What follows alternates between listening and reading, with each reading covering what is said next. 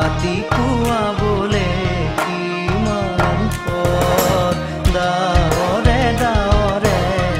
এন্ধাৰে সিপালে জেউতি লুকালে নভবা কথাও হঠাতে হয় চাগে